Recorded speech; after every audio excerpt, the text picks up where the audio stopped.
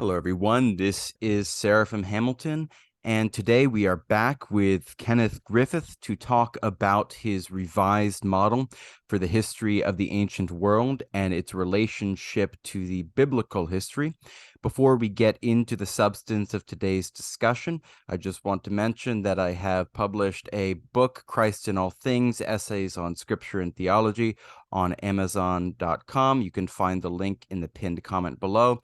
And you can also sign up for my course, which is in progress, Answering Judaism's Rejection of Jesus, at seraphimhamilton.com, also linked below. Those course lectures are uploaded to a Dropbox, which you will receive via email when you sign up for the course. With that said, thanks so much for coming on again, Ken, and welcome back.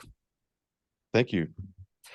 So let's get right into it. So conventional chronology, the conventional history of ancient Egypt, places the 19th dynasty in the 14th to the 12th centuries BC, and a number of scholars actually identify the 19th dynasty as that dynasty which was reigning during the period of the Exodus. Where do you place the 19th dynasty? Well, Daryl White and I placed the 19th dynasty from 666 to 525 BC, with the caveat that it lasted about 50 years past that as a rump state after the Persian invasion. But it's a lot more poorly documented after Amen-Messi, who was the kind of the last major king. We found a number of very strong synchronisms between Dynasty 19 and the Medes, the Cimmerians, and the Scythians of Anatolia during the 7th century. And this was undoubtedly one of the most unexpected results of our research. So for this, we're indebted to Barry Kernock and Brock Heathcott from the Society for Interdisciplinary Studies, who both have draft papers and books on that subject. Our placement is very similar to Velikovsky's, who started the Dynasty 19 with Seti in 670 BC. However, we date the co-reign of Ramses II as beginning earlier in 644. And therefore, the Battle of Kadesh that Velikovsky identified as being the same as the Battle of Carchemish, we find that the Battle of Kadesh actually happened in 639 BC, and that it was recorded in classical history, but it was not the Battle of Carchemish as claimed by Velikovsky. Sorry, here's actually a screen share that shows a little bit better what I'm talking about. So we have the 19th dynasty basically starting in 663 when Ashurbanipal invaded Thebes, and we believe he installed King Psammetichus I of Dynasty 26 as King Seti I of Dynasty 19. And there's a reason why they use different names. So here we have the overlap of Ramses as crown prince, and then Mereneptah, and then Amenmesi. And we believe that Seti II and Tuareset and Siptah, who are three more members of the 19th dynasty, that they actually were puppet kings underneath the Persians. So just for just for the benefit of our listeners, could you just briefly explain what the Battle of Carchemish is? Yeah, sure. It's actually mentioned in the Bible. It says when Necho went up to fight, the king of Egypt went up to fight the king of Babylon at Carchemish, and that occurred in the year 605 BC. And what happened was, after the defeat of Assyria, which happened in technically Nineveh fell in 612 BC, and then 2 years later, Haran, the city of Haran, was the last rump state of Assyria, where a king was Ashur-uballit II was claiming to still be the king of Assyria. And so the forces of, I guess, Nabopolassar of Babylon and also Cyaxares the Mede, they basically besieged Haran and defeated the forces there in 610 BC. And 2 years later was the last we hear of Ashur-uballit, who's gone by 608 BC. So what happens now is there's a power vacuum because Assyria had controlled all of the territory all the way to Egypt, of Canaan and the Levant. And so you get this battle, this basically kind of a low grade war that lasts about 12 years between Egypt and Babylon, where they both want to control this area of the Levant. And so that's why Necho comes up. He decides to go to war against Egypt in 609 BC, and King Josiah tried to stop him, and that's how Josiah got killed. And then that war continued back and forth. And then 605 BC was the critical Battle of Carchemish, which happened at the location of Carchemish on the Euphrates River. And that was where the Egyptians basically got their tail kicked. And after that, they couldn't actually mount a serious defense. And I think by the year 600 BC, the Egyptians had basically given up. Okay, so if you're right about the placement of Dynasty 19 in the 7th century BC, the problem that this has created for a number of people, both within the conventional academic community and also among revisionists, is that it seems to separate the beginning of the 19th dynasty from the end of the 18th dynasty by a number of centuries. So could you just explain how the relationship between these two dynasties works in your model? Yes. So we actually have the 19th dynasty immediately following Manetho's dynasty 18, whose last king was called Amenophis. The problem is that Manetho lists 9 kings after Akhenaten. Horus here is Akhenaten in his list. These are the 5 different sources we have from the chroniclers in my screen share. And we have each of these, except for Africanus, we have 8 or 9 kings down to Amenophis, and then you have Sethos, who we believe was Seti of the 19th dynasty. The conventional scholars, they assume that maybe a couple of these were the Amarna set and the rest of them were fictional, or some of them assume that this Ramses Egypticus was Ramses II of Dynasty 19. So they're basically assuming that Manetho made a mistake and his 18th dynasty covers the 19th dynasty, and then he covers it again in the 19th dynasty. And our conclusion is that no, these 9 kings were real. They were not 19th dynasty kings. And the first 4 of them are probably what I call the Amarna set. That would be Nefertiti reigned as Nefer Uaten or something like that. Smenkheri had apparently the same throne name as Nefertiti. Then you had Tut. Then you had, let's see, AY is supposedly the grandfather of Tut. And then finally you have Horemheb. And we believe that basically these 4 kings cover that group. And then you have Shoshank I and Osorkon the first. I believe are in this list. And then you have Ramses Egypticus, we actually identify as an Ethiopian king named Pi, or Pianki is the old name. Recently, they've realized that it actually was pronounced Pi, like pie in the sky. So we have this Ethiopian king invades, and we're able to pinpoint his reign by triangulations, which I will get to in the next episode, where we're going to cover the gap in the 22nd and 23rd dynasties. But then you have Amenophis for 40 years, and we believe that this is Taharka, and we've got a number of reasons for believing that. So essentially, we believe that the evidence of the gap, the so-called gap, is right there in Manetho, that he lists it. And depending on how you add up these numbers, you get somewhere between 150 and 250 years from Akhenaten until Seti. So that's how we cover that problem. Here again is a depiction of it. So what we call Dynasty 18 down here, and I've got 18B is that's the missing 9 kings. So that's why I have it crosshatched.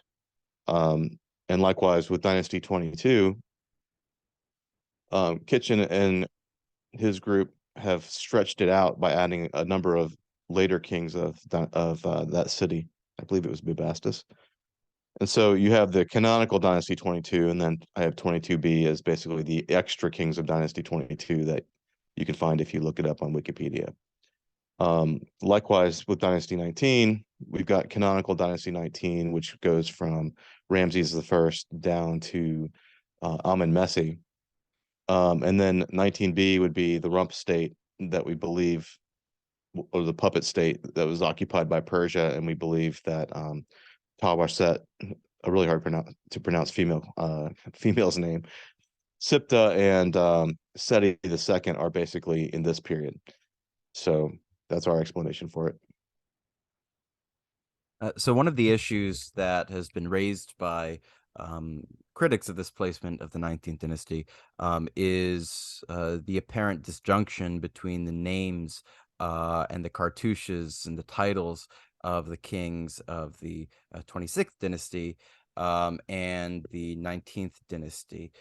So you've suggested an interesting solution to this conundrum. Could you just explore that? Yes. So Velikovsky, he decided that Semiticus was just a Greek transliteration of Seti or Seti Mata or something to that effect. And we think he was wrong. Um, that Dynasty 26 and Dynasty 19 were separate dynasties, but they were ruled by the same family. And there was something interesting that happened under Dynasty 25, the Egyptians, after Pianki invaded Egypt, and then there was three more generations of Ethiopian kings who ruled over Egypt until they were expelled by Ashurbanipal. Um, these Ethiopian kings, they wore a double. The cobra is called a urius on the front of their crown. They have a little cobra on their head. They wore two of those because they said we're the king of two countries. Napata was their Ethiopian kingdom, and Thebes was their Egyptian kingdom. And they also had full type like separate cartouches for each of their kingdoms. Well, we believe that Dynasty 26 got the Assyrian backing, and they were able to drive the Ethiopians out, and then the Assyrians basically made the Dynasty 26 kings the kings of Thebes, which began in 663. Actually, technically, maybe 666 when Ramses I was declared king. We believe that was Nico the First, but I don't think he ever actually made it to Thebes, whereas Seti actually was enthroned in Thebes. So we think that what they did was, since the Ethiopians had been having two cartouches for two kingdoms, that the kings of what are called the 19th dynasty, since they ruled both the dynasty 26, which would be called the kingdom of Sais in the Delta. It was mostly the Delta, although part of the Delta was controlled by dynasty 19. And then Thebes, and then the easternmost part of the Delta were the kingdom that was controlled by Thebes. And so they basically had full sets of name, like their own names and titles. The Egyptian kings had five different titles, and so they had one set for each of their thrones. However, I guess there's a clarification to that. That was only true of Ramses the First, Seti the First, and Amasis and Merneptah. In the middle, where you have Ramses, Ramses never took a throne name in Dynasty 26.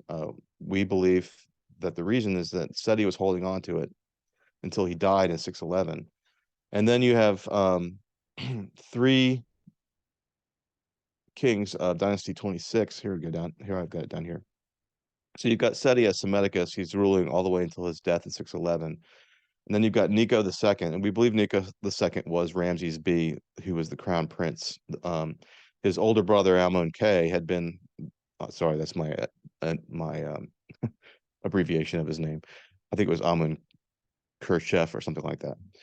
But he was the first crown prince, and he died. And so the second son, Ramses, he becomes crown prince. We believe that was Nico too. But then he died. And then we believe Kamwaset he was one of the most beloved of the crown princes. We believe he was enthroned as Psamtik II, and one of the evidences of that is in his titulature as Kamwaset, he is called the king, and his child is called the king's son. And that wouldn't be true unless he was actually had been raised to the full throne of something. And they don't see any evidence that he was ever raised to kingship of Dynasty 19. But he was, in our opinion, raised to kingship of Dynasty 26 and took the throne name Psamtik II, and therefore his son was the son of the king. Well, he died in 589 or 588, and that was when Ramses was 80 years old, and Ramses at that time raised Merneptah, who's now the fourth son as crown prince. But he raises him both to Dynasty 26 and Dynasty 19 at the same time. I think partly because Ramses, by this time, he's 80 years old. He might have been senile for all we know. So Marinepta basically takes the reins, and the Bible calls him Hophra. And he basically is the last king of that bloodline until he's overthrown by Amasis. And we believe that Amasis was the same person as Amenmesse. So now we're back to, with Merneptah and Amasis, we're back to one person holding two titles at the same time. So that's our theory. And one of the actual evidences of it we'll get to a little bit later in this episode is we know that Amasis had his grave desecrated by Cambyses, according to Herodotus. And Amenmesse, they found his grave and it was desecrated, and they don't know who or why it was done. And so there's a lot of speculation as to who trashed the grave of Amenmesse and why. And so we'll get to that a little bit later. Do you want to go into the Interos Rebellion, the what that is and how it fits into all of this at this point? Inaros, okay. That's a little bit, that's more for my Dynasty 20 episode, but I can cover it a little bit. So what happened to the right of here where my chart doesn't go? You had the Persian invasion of Egypt in 525 BC, and the I guess it was Cambyses who was the second king of Persia, the second emperor of Persia. He basically deports the Egyptian monarchy and installs a satrap, and it's called the satrapy of Egypt. And so for actually about it lasted close to 100 years, but there was a 40-year period of the satrapy where there was no king in Egypt. And at that time, the kings of Persia were using the title King of Babylon, kind of like when I think it was Alaric the Goth, when he conquered Rome. He didn't declare myself, I'm the great Goth king of the world. He said, no, I am the Roman Emperor Alaric. And we see that in history when you have a great city and then you have kind of a barbarian outgroup that conquers the great city that's the capital, that was the empire of the world. They tend to take the title of the great city's king. And we see this repeatedly. So in this case, the Persians took the title King of Babylon.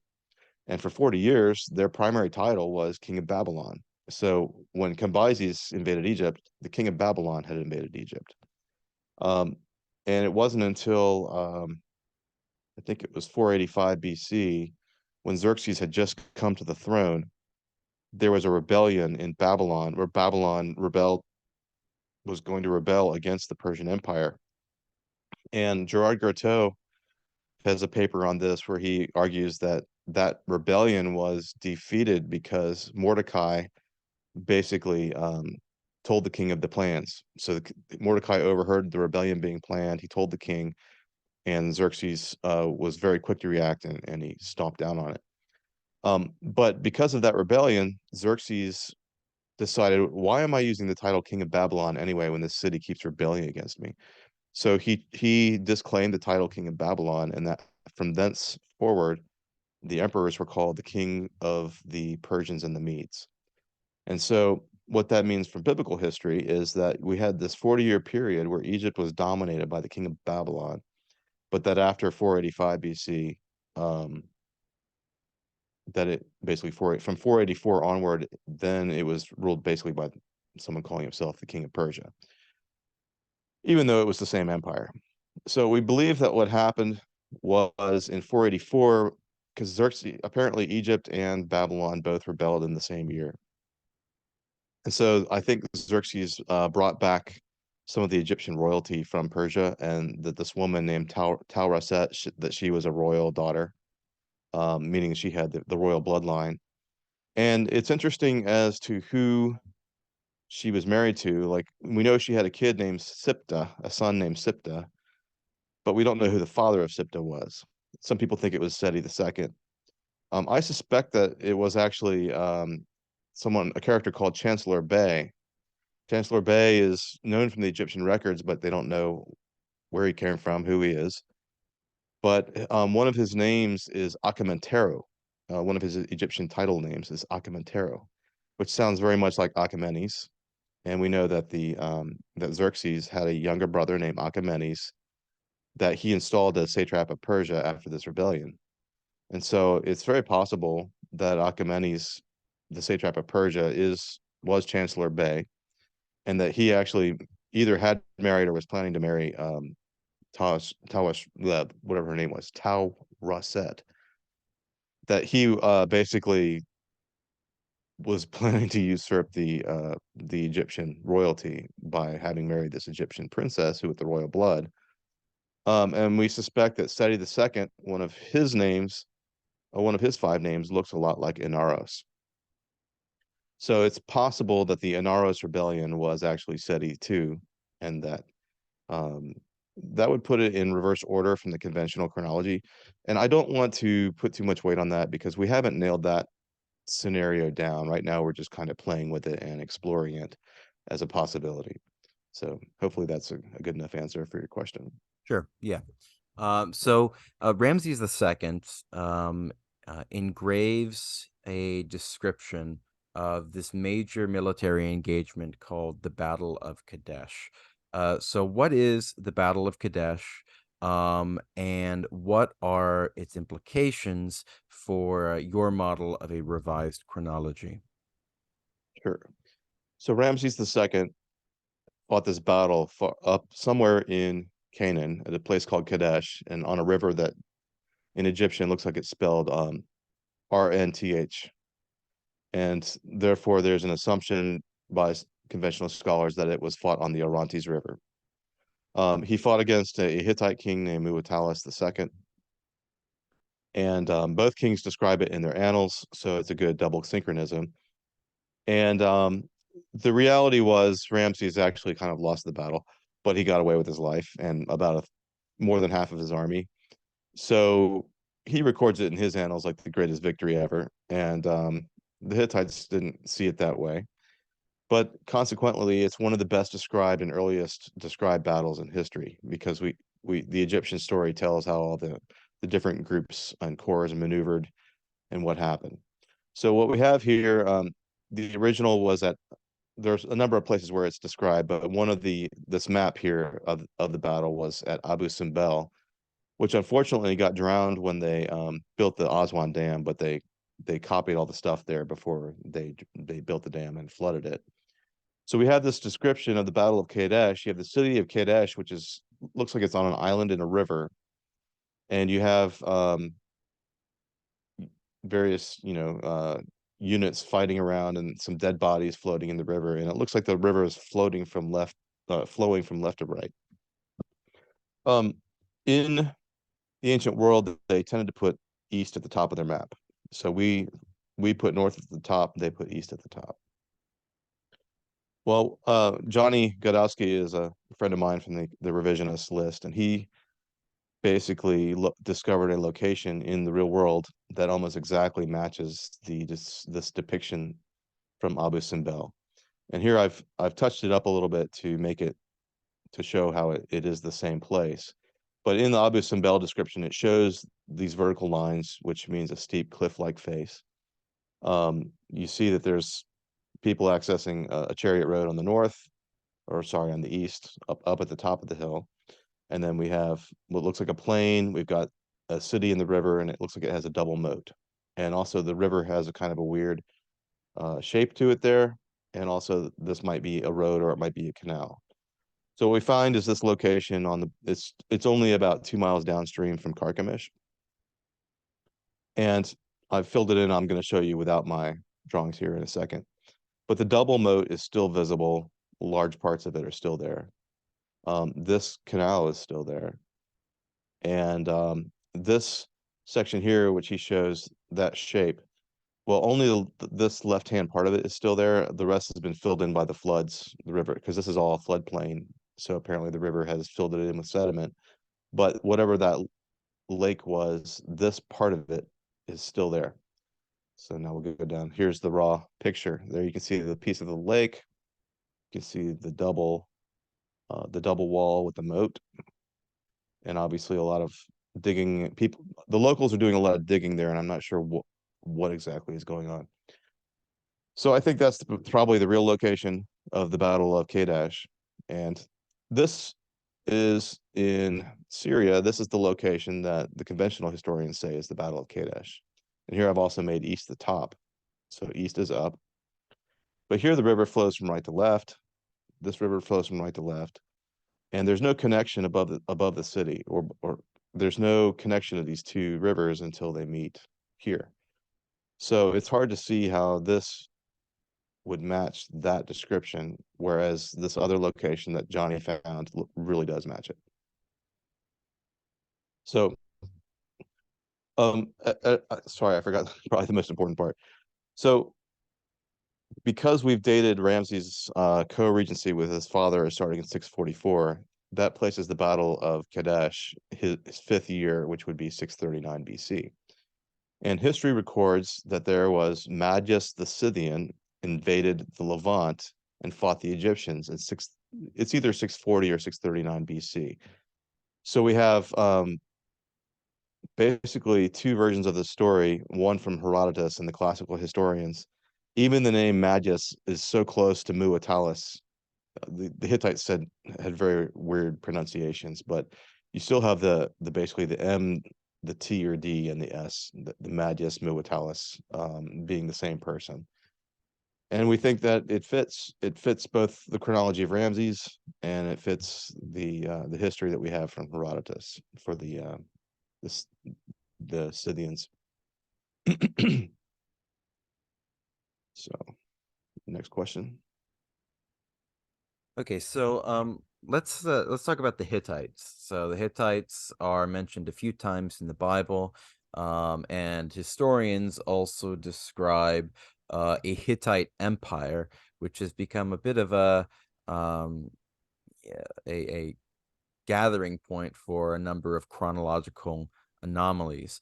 Could you explain who the Hittites were both in the Bible and what is the Hittite Empire that historians encounter in the archaeological record? Right. In my map here, it unfortunately it doesn't go down far enough, but Israel is down here.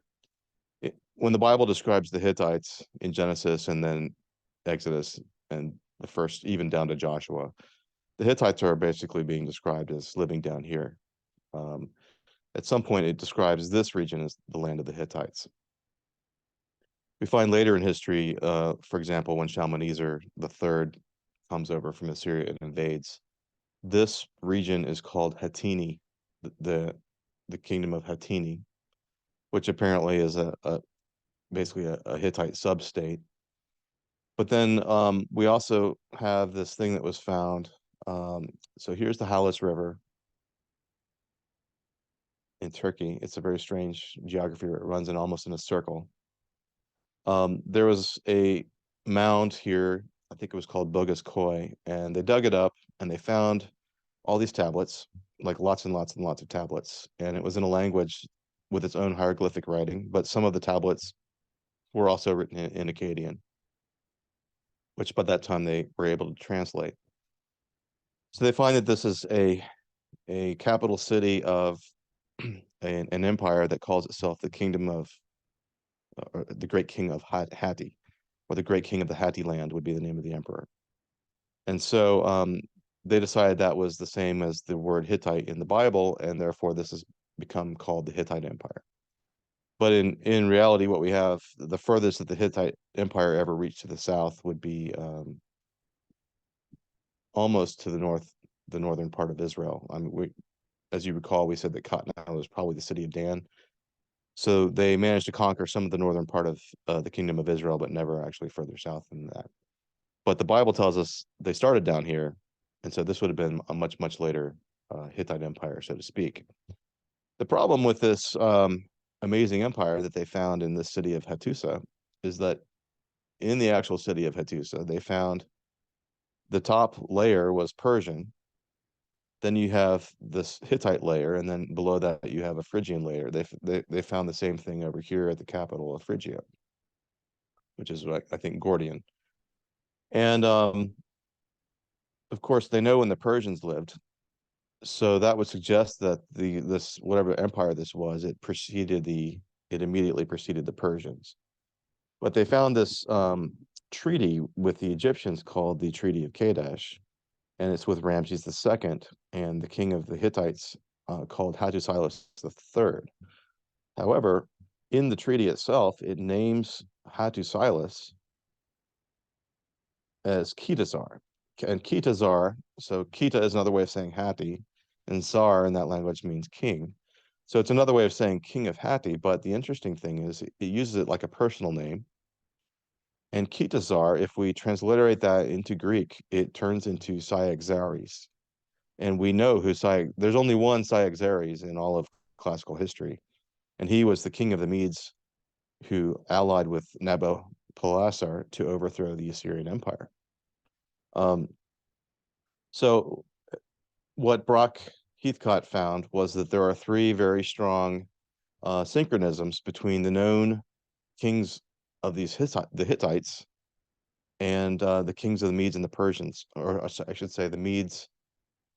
The Median Empire appears to have been a coalition of three groups: the Medes, who originally started over here in Iran, the Cimmerians, who invaded Asia out of from up north, and they did that around the time of Sargon II. So roughly 715, starting in 715 BC, that the Cimmerians invade. And then coming on their heels is another group called the Scythians. And we find that this basically Brock's theory is that the so-called kingdom of Hatti, or great kings of Hatti, it was an existing kingdom that and that the Cimmerians overran it, and then they conquered the capital city, and then they basically took the language and the titles as their own. And so for the great kingdom, what's called the New Kingdom Hittites, is basically the empire of the Medes, which isn't really the empire of the Medes. It's actually more of a coalition between the Medes, the Cimmerians, and the Scythians. And we have a lot of evidence of this from basically from about 715 BC down until about 600 BC. One of the strong synchronisms that proves this is it's called the Boss of Tarkin demos.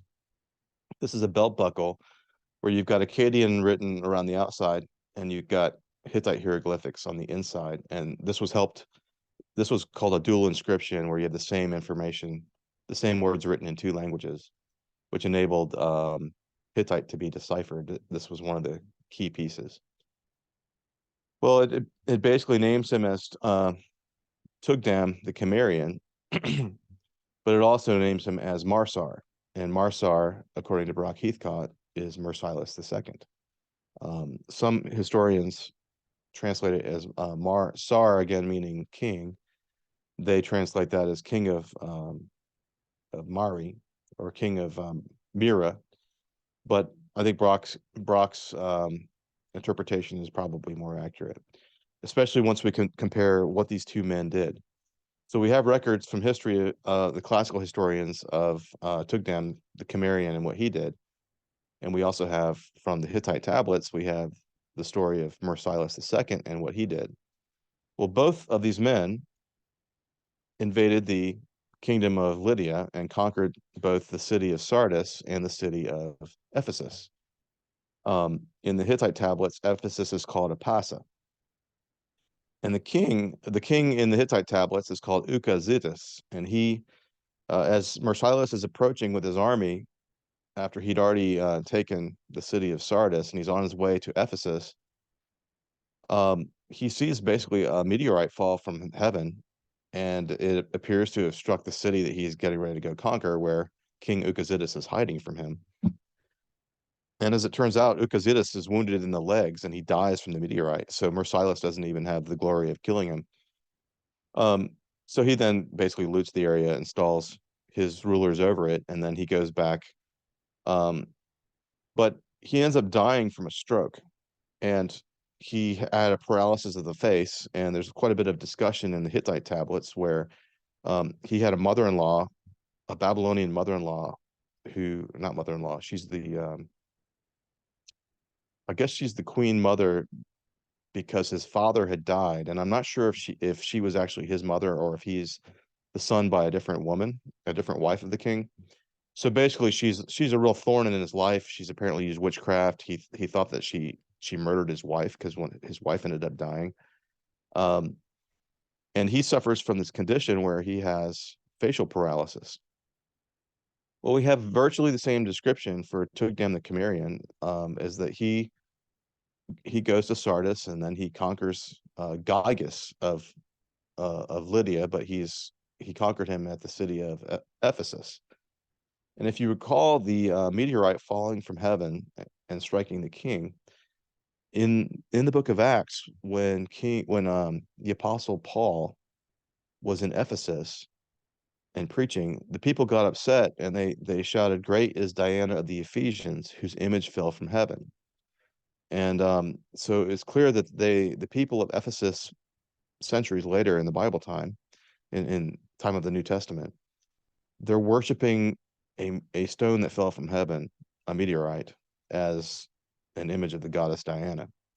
And now, from the story of Marcellus the Hittite, it appears that we know where that came from, where that legend came from, was that there was a meteorite that fell on the city of Ephesus and killed the king.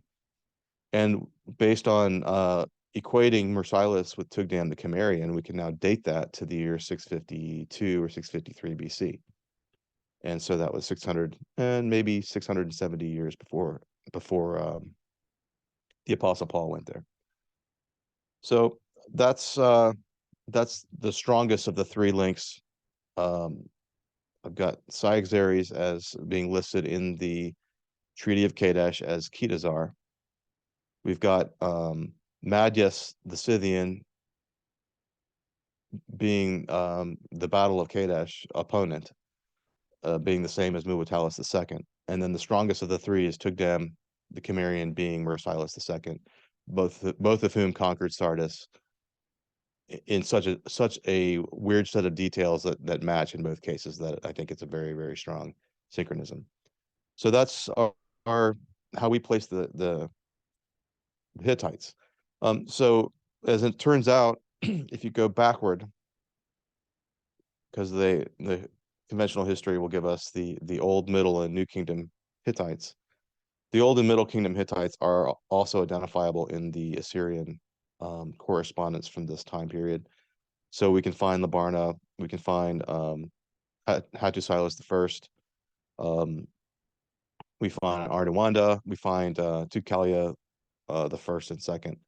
All of those are mentioned in the Assyrian records, and both Barry Kernock and Brock Heathcott have done a very good job of documenting that. So you're suggesting the New Kingdom Hittites are the Median Empire, and you've said, that classical historians are consistent in describing this Median civilization, but they're not known archaeologically, conventionally speaking.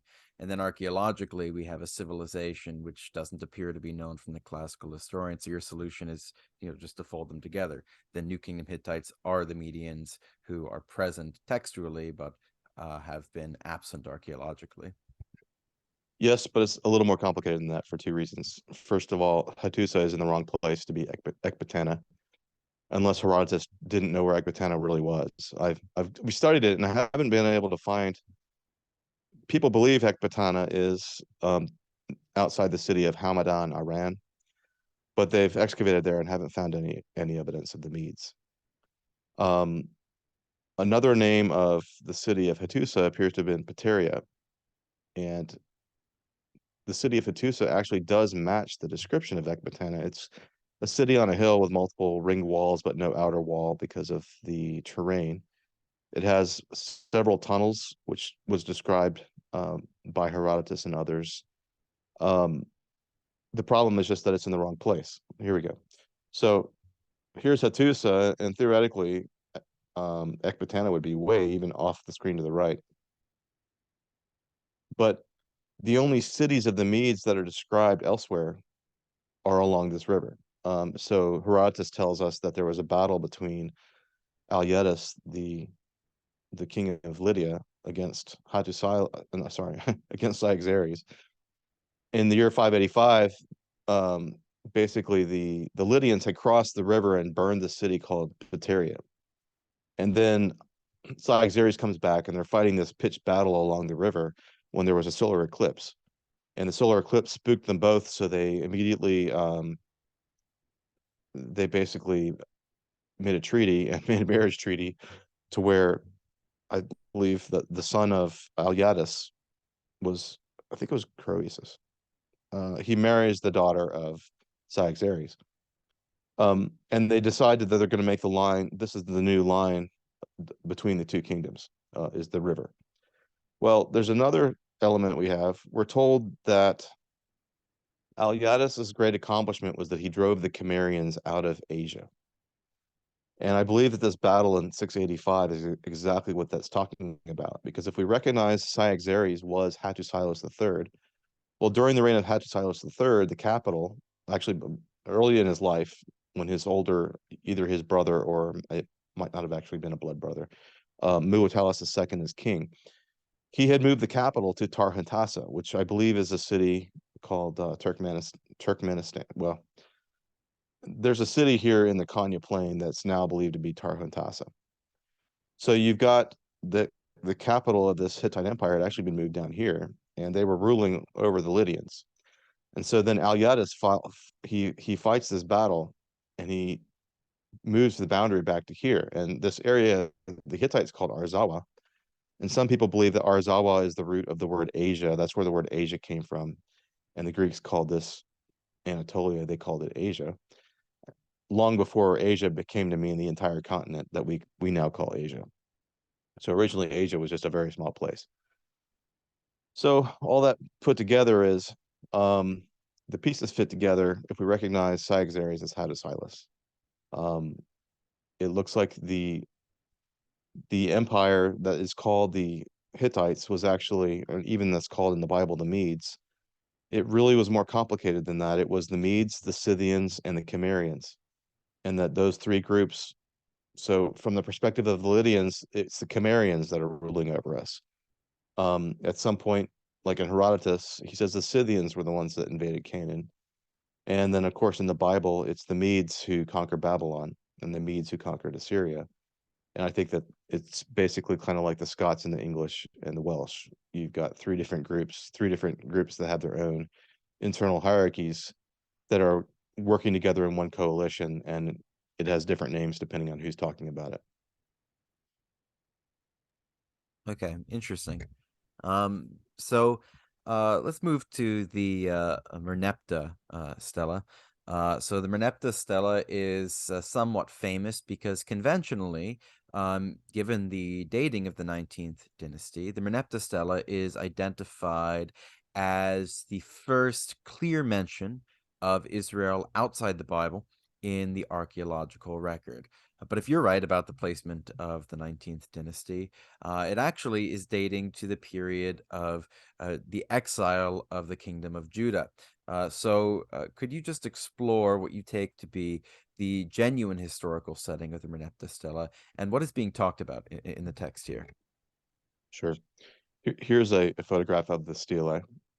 Actually, a stele. I think stele is singular, stele is plural. Um, it's quite long, and I only have the last paragraph where he says, "Not one of the nine bows lifts his head." The nine bows is Egyptian metaphor meaning all of our enemies. And he lists them. Now, Kadi is, I believe, in the theory that I'm telling you, Kadi is the Hittites, which is the Medes. And this is telling me that they have a peace treaty with the Medes, which we is not the Treaty of Kadesh. This is a later one in 588 BC, where Nebuchadnezzar wanted to besiege Judah or Jerusalem, but the king of Egypt came to the border, and so the Babylonians withdrew. Then they make a treaty, which is the same year that Merneptah comes to the throne, or as Hopra or Apries. And so now they have a treaty, and now it's the Babylonians, the Medes, and the Egyptians are all together against Jerusalem. But there's two other parties to this war. One is the Lydians and one is the Libyans, and both of these are mentioned. He mentions, I think Jehannu might be his. Let's see, where is his word? He mentions his defeat of the Libyans for sure, and then their word for the Lydians is actually the Sardan or the Sardan that are listed among the sea peoples. At any rate, this stele dates to his 5th year, which we would date his first year to 589. Therefore, his 5th year is 584, which is 2 years after Jerusalem fell and probably 1 year after they got deported. So he says Israel is wasted and bare of seed, or its seed is not, meaning that all of the children have been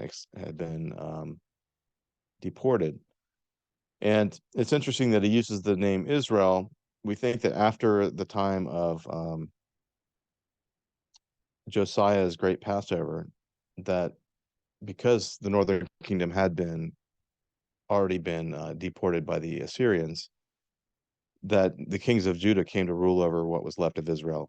And so they may have started using the name Israel again for the kingdom of Israel ruled by the king of Jerusalem after Josiah.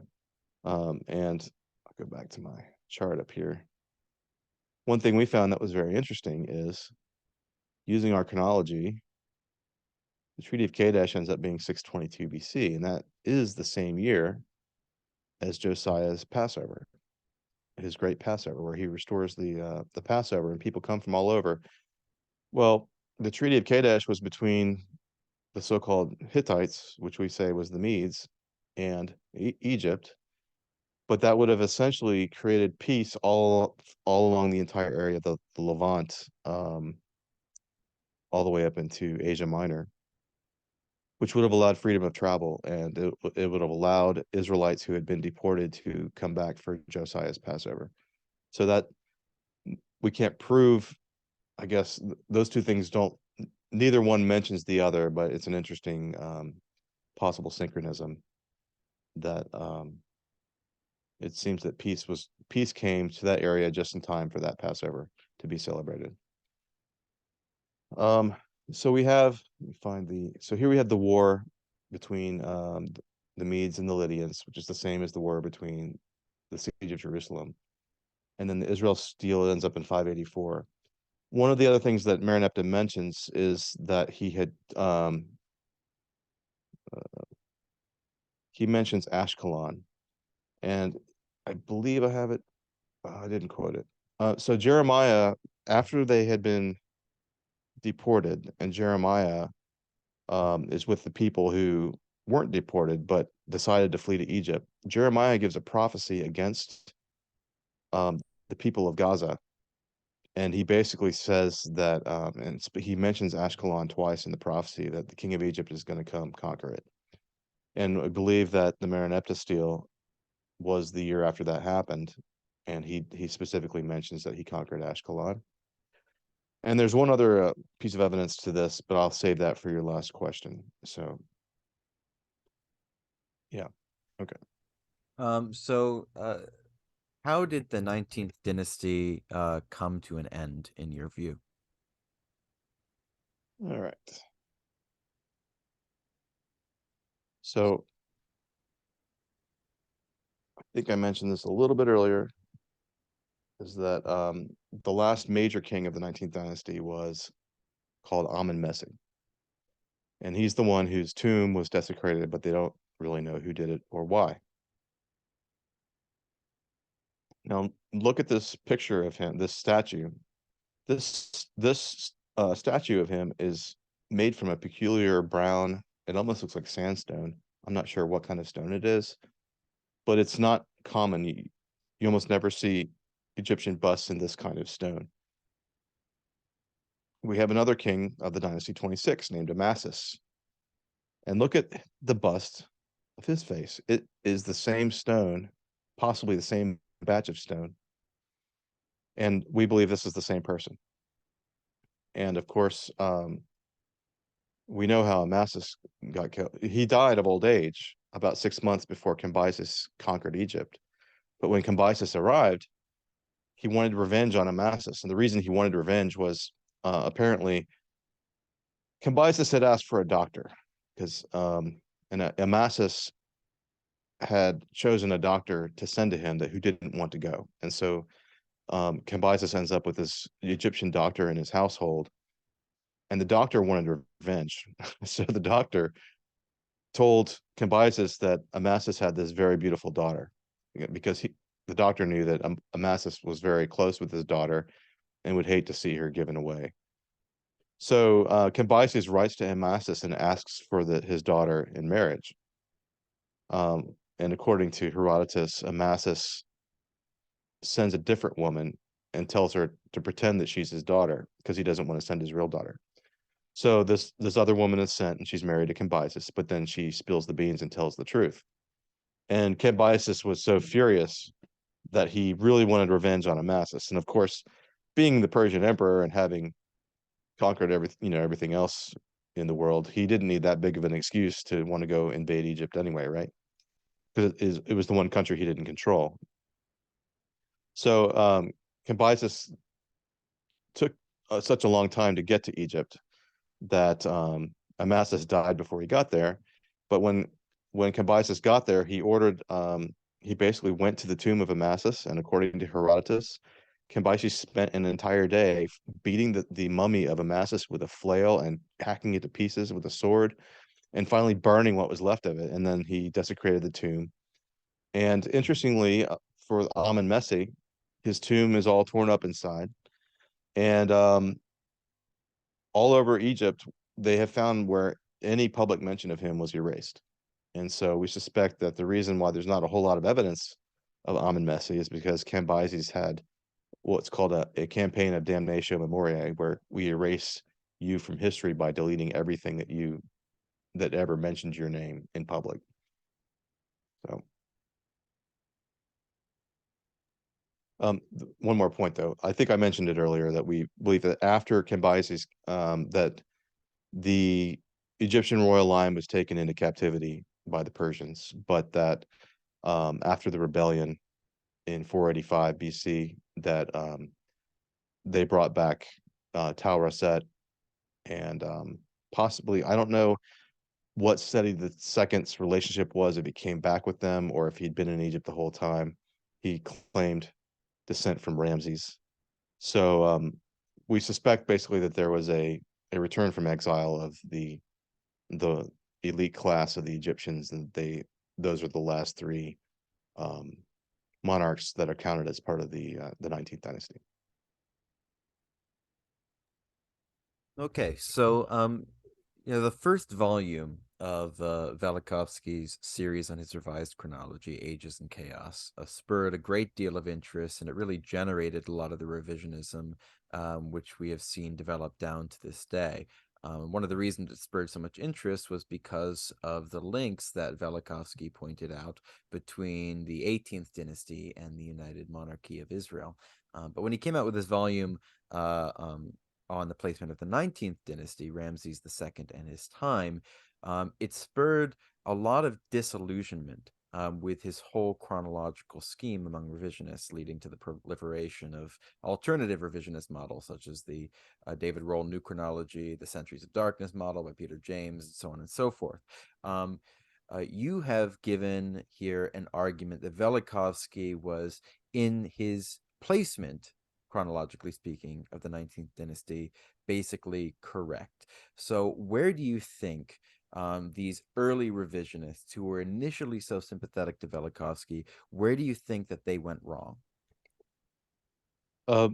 Mainly it was from the Amarna letters. I think that they made some false equations of people, and here I'll list a few of them. So in the Amarna letters, there's a Subuliliumus, king of Hatti, who has a letter or two between him and Amenhotep III. They assume that it's the same Subuliliumus who was the second king of the new kingdom Hittites, and that he received a letter from a queen of Egypt called Dakamunzu, claiming that her husband was dead and there's no one for her to marry. Please send me a prince of the Hittites, and he'll become king of Egypt. they assume that it's the same Superliliumus.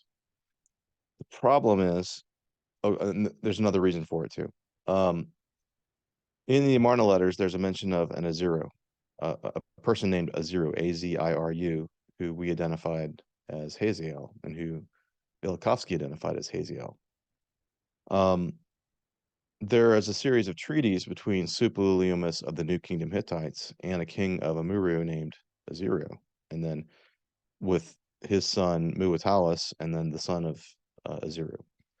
And so there you seem to have two names that match.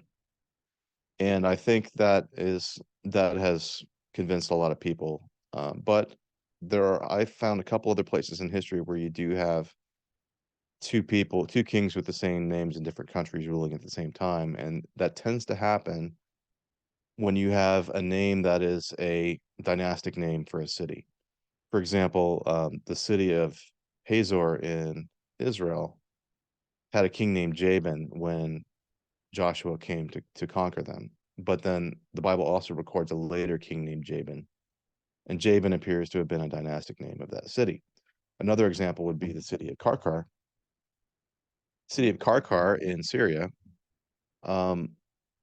There's Shalmaneser III fought a coalition of kings there, and they were led by he lists a king, Yaub Srilit, which has been interpreted to be Ahab of Israel.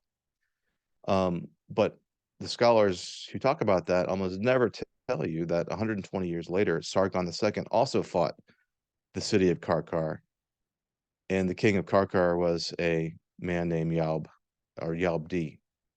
And it makes it look to me like Yaub, whether it was Ahab or what name that actually is, that's a dynastic name for that city that they use as the title of the king in that city.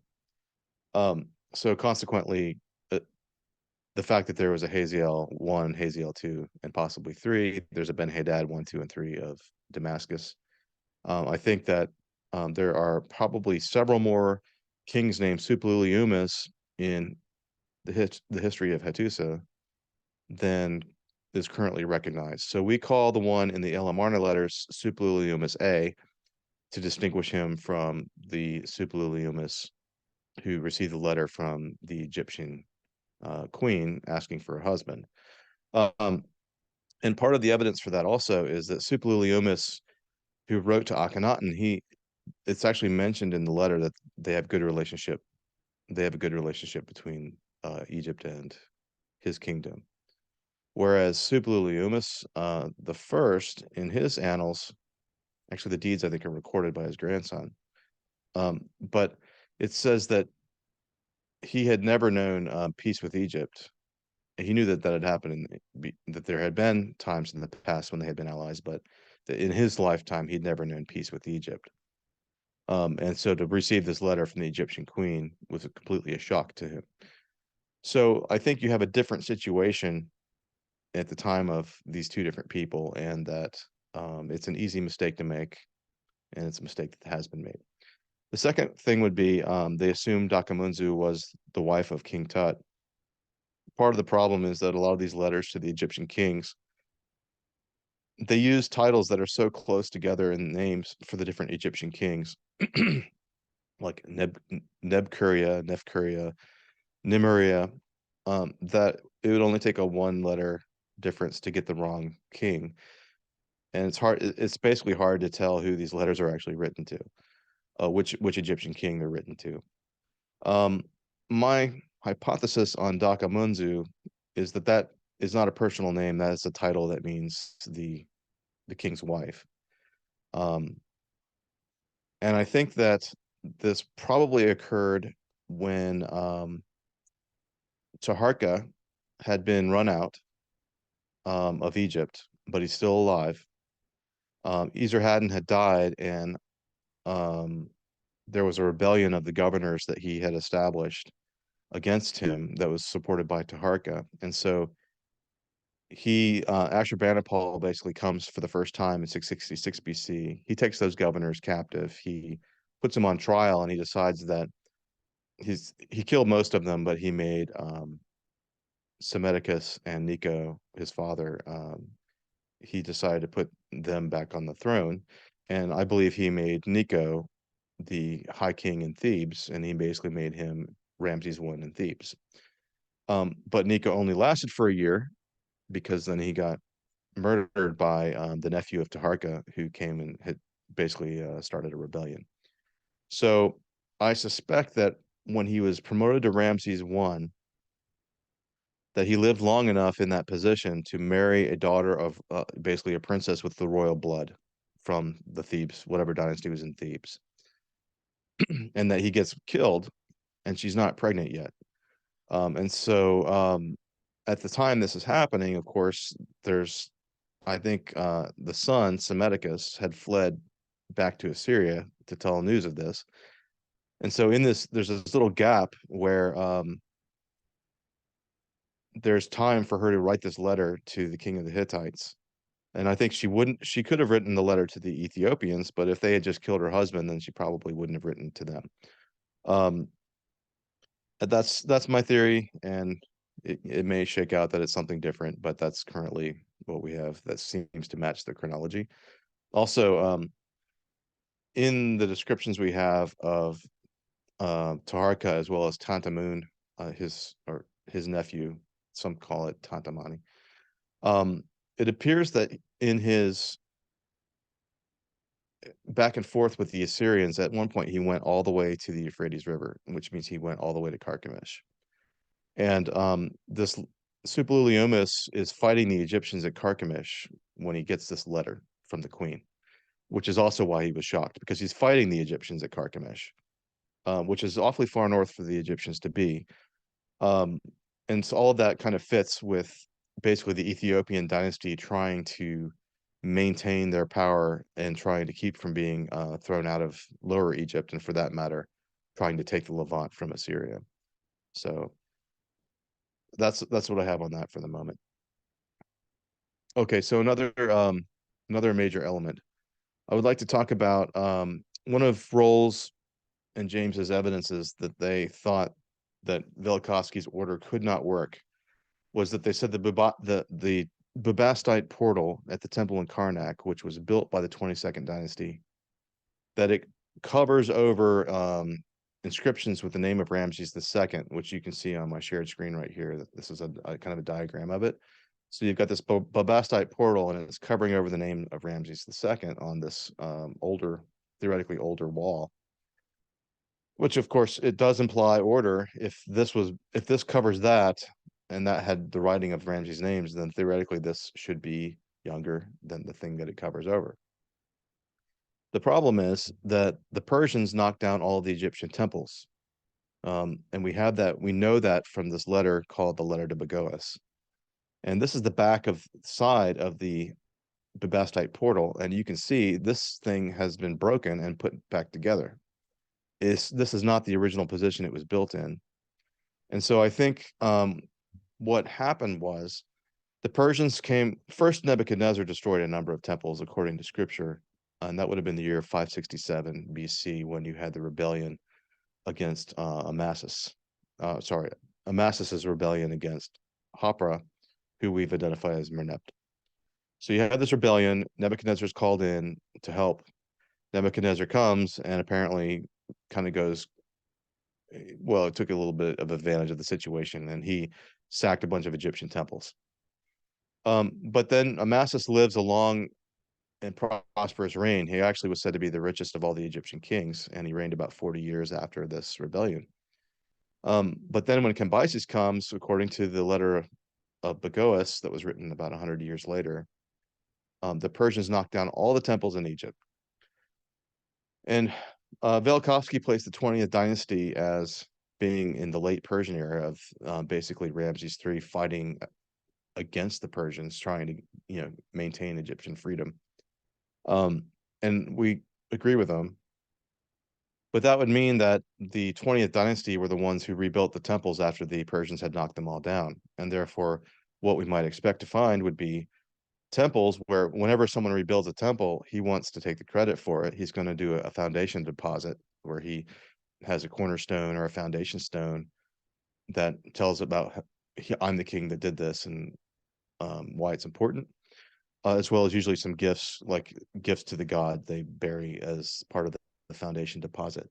So we find in Egypt a bunch of temples that have 20th century foundation stones and deposits, and then they have 22nd dynasty stuff on top, such as the Babastite portal. And that would make sense that the 20th dynasty were rebuilding temples, and then they're basically taking the pieces and putting them back together again. They're taking older objects, kind of like one of our museums today.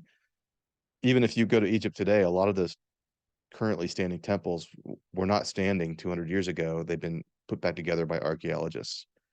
So I think that's what the situation is, and that's where Roll went wrong, is that they put too much emphasis on things like the Babastite portal. So that's all I have for that question for the moment. I could go in more detail if you want me to. So I mean, related to that, so kind of the knockdown argument that James and others, and also conventional historians, have made against this kind of reinterpretation of the relationship between the 19th and the 18th dynasties, is that scarabs, the seals of particular pharaohs, and other data that are linked with the 19th dynasty, consistently follow such data that's linked with the 18th dynasty, and then also precede the data that is linked with the conventionally succeeding dynasties, 20, 21, 22, so on and so forth. So what is your just overarching response to this critique? Why is Velikovsky's restructuring of Egyptian history in the late period still feasible? So first of all, of course, the 19th dynasty did follow the 18th. So you are going to still find the same order for the scarabs. But what you might find is interspersed among them, there might be some of the 22nd through 25th dynasty material. So it's not a strong argument that he's making, because it's not that big of a gap between the 19th and the 18th and the 19th. Second, he did, or at least he did a paper on a number of digs at a location. I think it was called Tel El Daba, which was a scarab factory for Dynasty 26. And they didn't find any evidence of Dynasty 19 scarabs at this scarab factory for Dynasty 26. But that, of course, makes perfect sense if they were two different kingdoms. That would be like saying, well, we went to the state prison in Ohio where they make the license plates, and we only found Ohio license plates. Now, if West Virginia and Ohio were both, you know,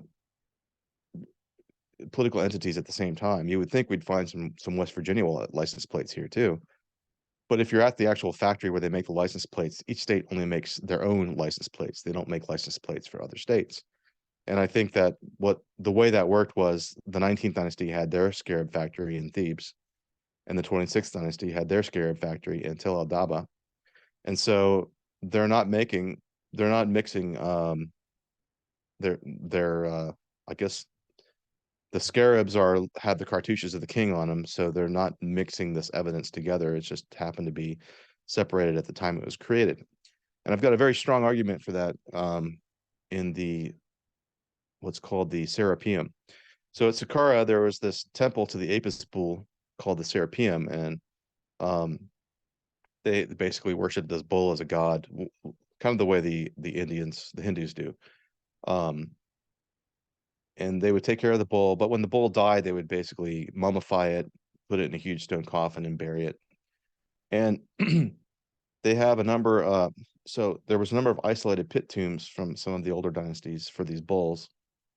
But when they dug this up, they found that there were two major sections of these bull burials underground beneath this temple. One is called the Lesser Vaults. And the Lesser Vaults are kind of more primitive and crude and small. And they had a cave in about halfway back. And so there's a bunch that they couldn't even get access to until very recently. And then you have what's called the Greater Vaults, and this was built in the 19th dynasty. They know that the 19th dynasty built the Greater Vaults. They're big, beautiful, but interestingly, there are almost no 19th dynasty bulls buried in the Greater Vaults. What they found in the Lesser Vaults is they've got the 22nd dynasty back here and out here, and then but in the fort chamber they found bulls from Ramses II. And also they found one from Seti in one of these isolated pits. Um, and so currently they tell you that the 19th dynasty was great and powerful, and they built this big, beautiful uh, set of vaults. And then the poor 22nd dynasty built this smaller, tiny little one. But there's a huge stratigraphy problem here. First is this was here first, and they later built a new entrance when they built the greater vaults. And second, Ramses II had one of his buried in basically the entryway, which tells you that this had already gotten full. It was already full. They couldn't have dug all this stuff after those bulls had been buried in the entrance chamber. So that tells you that these 22nd dynasty kings who are in the back, they had to have preceded Ramses II. And that's a very concrete stratigraphic argument that I think refutes the position that the conventional guys have taken. And I recognize they have a number of lines of evidence, but a lot of what they're doing is they're assuming their chronology, and then once you've assumed the chronology, you end up with a circular reasoning where they're referencing their own argument. So I realize that this is probably one of the hardest things to overcome for the 19th dynasty, but there are so many strong synchronisms of the 19th dynasty that we've, as I've talked about with classical history, that once you recognize them, these other arguments seem to me like to be a lot weaker arguments. Well, thank you so much, Ken. This has been very, very interesting. This is one of the kind of most fraught issues among chronological revisionists, and I think your model is more robustly and more precisely stated than really anything I've seen before on this point. So thank you so much for coming on. And excuse me. Can yeah, I add one more thing? I forgot. yeah, of It's course, really important. Really sure. important. Okay. Um, one of the problems with the scarabs is that archaeologists tend to filter their own results to match the chronology that they believe. And I think evolutionists do the same thing. For example, there have been many alleged cases of like human artifacts found in coal mines, but they never make it into a peer-reviewed paper because evolutionists don't want to find human remains in a coal mine. Well, in this case, I had actually applied for an archaeology program, and I was skeptical as to whether I'd be accepted because I already had published some of these papers with the alternate chronology, and archaeologists are very snooty about they view Velikovsky as snake oil, basically. But they gave me a chance, and I had an interview with two of the professors at this archaeology program, and one of them was the lead excavator at Gezer for about 15 years. And he was not aware of my position on this, and we were talking about something, and he mentioned um out of the blue, he said that he had found scarabs of Maranapta in the Babylonian destruction layer at Gezer. Now, Gezer was one of the towns mentioned by Maranapta. So we can go back up here. Here we go. See, Maranapta mentioned Gezer in the stone, in the Israel stele, and uh, let's see, that's just an example of Maranapta's stele, or sorry, his cartouches. Well, so this professor said, yeah, we found the scarabs with the cartouches of Maranapta in the destruction layer of the Babylonian destruction layer at Gezer. And his explanation was, well, they were, for some reason, they were saving these old scarabs as heirlooms. Whereas we would say, we believe Maranapta himself is the one who destroyed Gezer, and that they had been doing trade with Gezer for 5 years prior to that, so that I would expect to find scarabs uh, with his cartouche on them in the destruction layer at Gezer. So the interesting thing was that this professor never mentioned those in his papers. On when they published the papers on their excavations, those got left out. And I think that happens a lot that when archaeologists don't find something that doesn't fit, instead of publishing it, I think some two-thirds of them, two-thirds of the archaeologists probably will just leave it out because they don't want to look bad. They don't want to have to make up an explanation for it, so they just leave it out. Right. And that, of course, corrupts the whole process. And it means that you're reinforcing your own theory by hiding evidence that doesn't fit your theory. You may not be self-consciously saying I'm hiding evidence, but it's simply that I don't understand the evidence. Therefore, since I don't understand it, I'm not going to publish it. So sorry, that's my conclusion. And Yeah. please, Yeah. And there's no way to know, just how much of that data is out there. It's kind of eradicates or um, erodes the distinction between data and theory here. So I think that's a really important point. Um, well, thank you so much, Ken, for today's presentation. We look forward to having you on again soon. So, for those who aren't aware, so I am about to be married in a few weeks, so we might interrupt the series for about a month, but we are approaching kind of our conclusion of this narrative arc here. So, thanks so much for coming on, Ken, and we look forward to having you again. thanks, Seraphim, and congratulations. Thank you.